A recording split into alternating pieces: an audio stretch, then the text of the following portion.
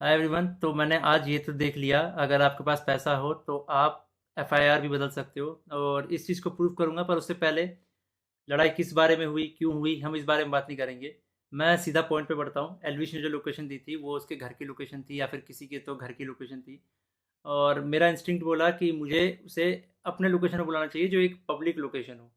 अब मेरे को यही था भाई, कि जो भी गलतफहमी है डिबेट से सॉल्व करो। अगर आपको लगता है आप सही हो तो आप डिबेट करो, मेरे को लगता है मैं सही हूँ, मैं डिबेट करूँगा।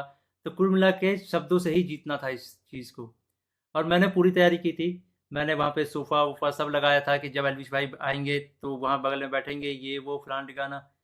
लेकिन जैसे ही वो आए, एक तो अटैक करना शुरू कर दिया, ऊपर से बहुत सारे बंदों के साथ आए। ऊपर से ये भी नहीं था कि वन ऑन वन फाइट हो, उसके साथ उसके कुछ बंदे थे, वो भी मदद कर रहे थे उसकी। इस तरीके से मदद कर रहे थे कि मैं कुछ कर ही नहीं पा रहा था, क्योंकि मेरे को दो तीन लोगों ने पकड़ लिया था अगल बगल से।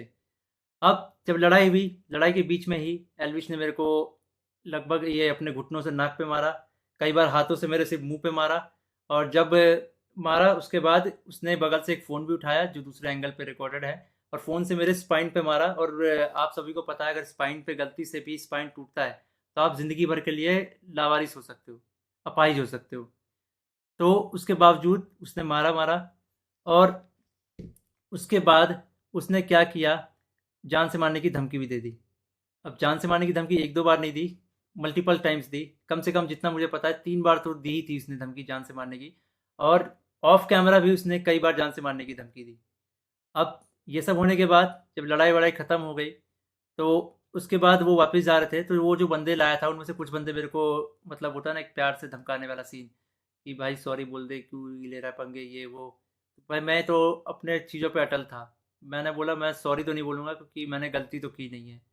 उसके बाद एल्विश ने भी थोड़ा ट्राई किया था सॉरी बुलवाने के लिए, लेकिन मैंने उसको भी सॉरी नहीं बोला।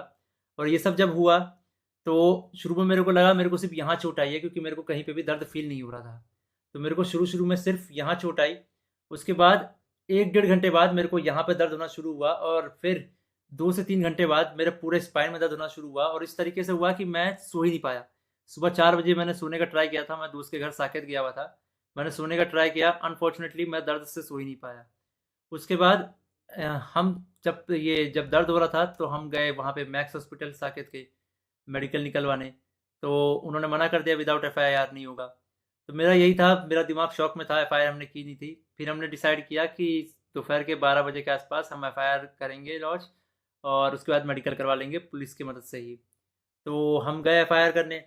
अब जब एफआईआर करने गए, तो हमने पूरा बता दिया कि भाई ये सेक्शन लगाना है, अटेम्प्ट टू मर्डर है, साफ साफ दिख रहा है।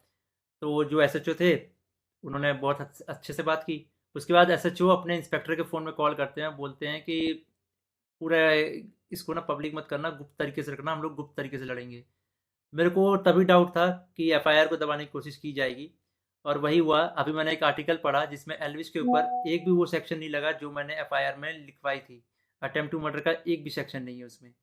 तो कुल मिला के मैं क्या समझूं, अगर आपके पास पैसा हो तो आप एफआईआर भी बदल सकते हो।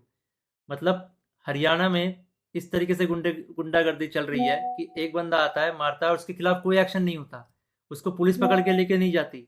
यहाँ पे इस बात को 24 घंटे हो चुके हैं, और वो बंदा अभी हंस रहा होगा कि उसको कोई पकड़ के नहीं ले गया, उसको फर्क ही नहीं पड़ा होगा।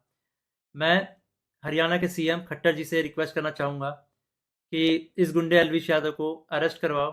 इसका बैकग्राउंड बहुत ख़राब है, जिस तरीके से ये यूथ को इंस्पायर कर रहा है, वायलेंस को प्रमोट कर रहा है, उससे साफ साफ पता लग रहा है यूथ बहुत गलत वे में मोटिवेट हो रही है इससे। और ये चीज़ बहुत ही ख़राब है।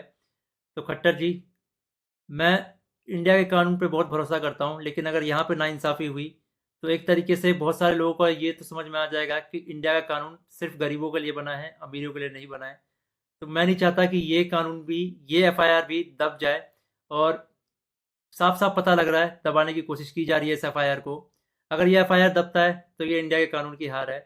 मैं आप लोगों से रिक्वेस्ट करूंगा, गुरुग्राम पुलिस को और खट्टर जी को इस ट्वीट में टैग करो, और उन पे उनको रिक्वेस्ट करो कि एलविश यादव को जितनी जल्दी हो सके, इस गुंडे को जितनी जल्दी हो सके अरेस्ट करा जाए। क्योंकि अगर कोई भी ऐसे मार के निकल जाएगा और फिर अपने स्टोरी में डालेगा कि भाई वर्क डन, तो खुल्लम खुल्ला यही है कि वो वायलेंस को प्रमोट कर रहा है, और उसको पता है कि उसका कोई कुछ नहीं बिगाड़ सकता।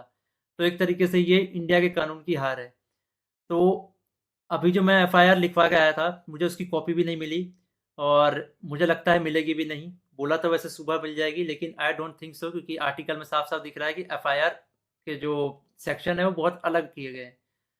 तो इंडिया के कानून का मजाक ना बने, तो आप लोगों से एक आखिरी बार रिक्वेस्ट है, सीएम खट्टर जी को गुरुग्राम पुलिस के ऊपर टैक्स अटैक किया जाए, ताकि ये मामले को वो लोग सीरियसली ले। इन द एंड अगर इस बीच में मुझे कुछ भी होता है, मेरे पे कोई भी जानलेवा हमला होता है, इसका जिम्मेदार एलविश यादव होगा या फिर उसके दोस्त होंगे या फिर गुरुग्राम पुलिस होगी, जिसने मेरे एफआईआर को पूरा का पूरा बदल दिया और पता नहीं क्या एफआईआर लिख दिया। और ये ये इंडियन कानून की बेइज्जती है, ये तो मैंने देख लिया। कुछ नहीं भाई, अगर तुम्हारे पास पैसा हो तो कुछ भी कर सकते हो, ये तो मैंने देख लिया भाई।